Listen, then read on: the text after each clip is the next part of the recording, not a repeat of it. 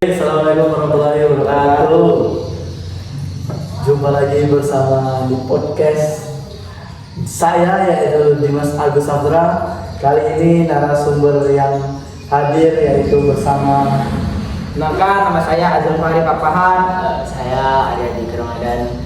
Jadi di sini kami akan membahas mengenai tentang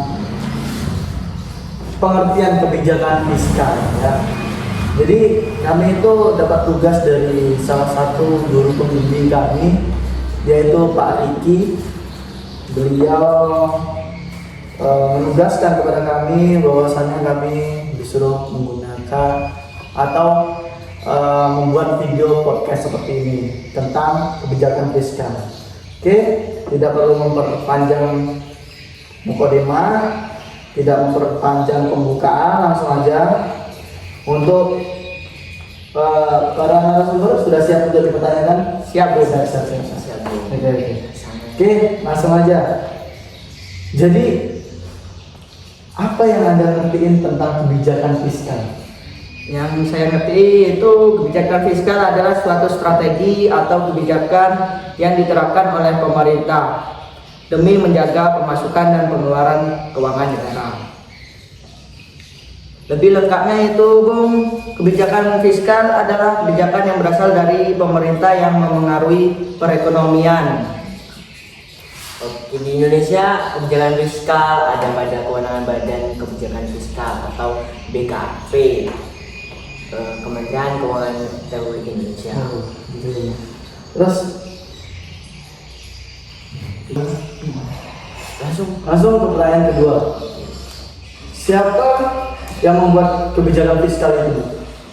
Yang saya ketahui yang membuat kebijakan fiskal yaitu kebijakan fiskal umumnya dilakukan oleh pemerintah melalui Kementerian Keuangan atau kementerian lainnya seperti Kementerian Perdagangan, lembaga investasi, sampai lembaga independen seperti Otoritas Jasa Keuangan atau disingkat OJK.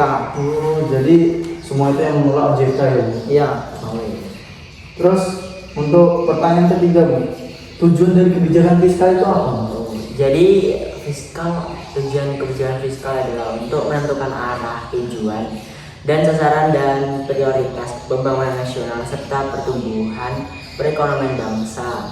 Ada beberapa tujuan kebijakan fiskal sebagai ada satu yaitu meningkatkan potensi SDM dan menurunkan angka pengangguran.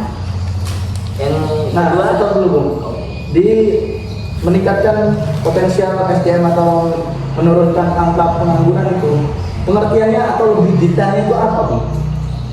Pengertiannya yaitu tujuannya. Salah satunya masalah terbesar dalam perekonomian kita adalah tingginya jumlah pengangguran di Indonesia pada usia produktif. Kebijakan fiskal dapat menangani masalah tersebut melalui program peningkatan kualitas SDM masyarakat. Terus selanjutnya, Bu, apakah ada lagi? Ada lagi, Bu. Apa itu, Bu? Langsung saja. Yang kedua yaitu menjaga stabilitas harga.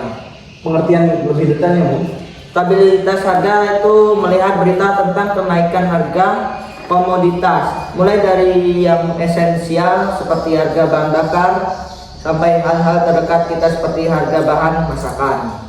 Naik turunnya harga tersebut bisa terjadi melalui berbagai faktor, mulai dari tingkat permintaan pasar sampai cara-cara yang tidak dibenarkan seperti penimbunan stok sehingga menyebabkan kelangkaan. Selanjutnya ada, Bu? Yang ketiga yaitu memacu pertumbuhan ekonomi negara. Tujuan utamanya yaitu selain untuk menjaga keseimbangan perekonomian negara, kebijakan fiskal juga berfungsi untuk meningkatkan pertumbuhan ekonomi. Kebijakan fiskal diharapkan memerlukan banyak inovasi baru dalam bidang perekonomian. Udah, oke. Itu aja ya, Bu? Iya, Bu. Terus selanjutnya, Bu, ini ada pertanyaan lagi. Fungsi kebijakan fiskal itu apa? Yang kami ketahui yaitu, Bung, fungsi kebijakan fiskal yang terdiri atas 6 bagian. Apa aja itu, Bung? Fungsi otoritas, perencanaan, pengawasan, alokasi, stabilisasi, dan distribusi. Kalau bisa lebih detailnya apa tuh? Biar lebih tahu teman-teman ini. Fungsi dari otoritas yaitu fungsi kebijakan fiskal yang pertama adalah fungsi otoritas. Hal ini berarti kebijakan fiskal hanya akan berfungsi saat anggaran negara sudah jadi pedoman untuk mencari pendapatan serta belanja pada tahun tertentu. Selanjutnya Bu, untuk fungsi perencanaan. Jadi fungsi perencanaan ini ada fungsi perencanaan, maka maknanya kebijakan fiskal hanya akan berfungsi ketika anggaran suatu negara telah menjadi dasar dalam perencanaan anggaran negara tahun tersebut. Dan C, Bu, fungsi pengawasan. Oke, ada lagi yaitu fungsi pengawasan. Fungsi kebijakan fiskal yang selanjutnya adalah fungsi pengawasan. Hal ini berarti kebijakan fiskal berfungsi sebagai pengawasan dari masuknya pendapatan negara. Ada lagi yaitu fungsi alokasi. Fungsi kebijakan fiskal yang berikut ini adalah fungsi alokasi. Kebijakan fiskal hanya akan berfungsi saat anggaran negara dialokasikan dengan baik sebagai cara untuk mengurangi tingkat pengangguran dan pemborosan sumber daya.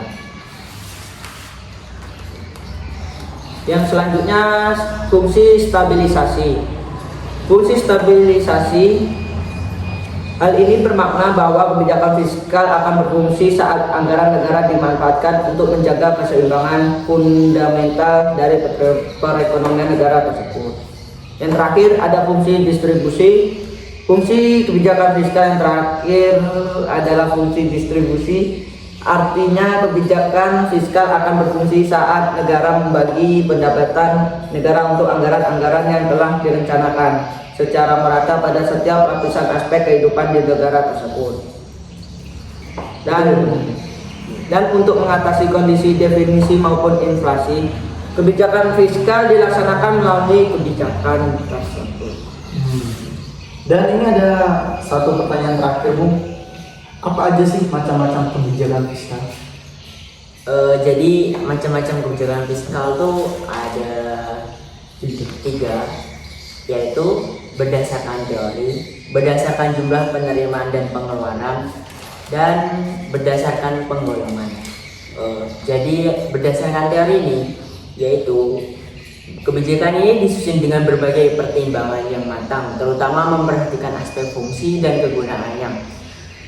Karena sangat mengutamakan aspek ini, nilai guna dan fungsi, maka kebijakan fiskal ini dibentuk dengan memperhatikan banyak aspek, terutama akibat langsung dan akibat tidak langsungnya. Oke, untuk Bang Fahri, jelaskan yang kedua. Yang kedua yaitu kebijakan fiskal sengaja.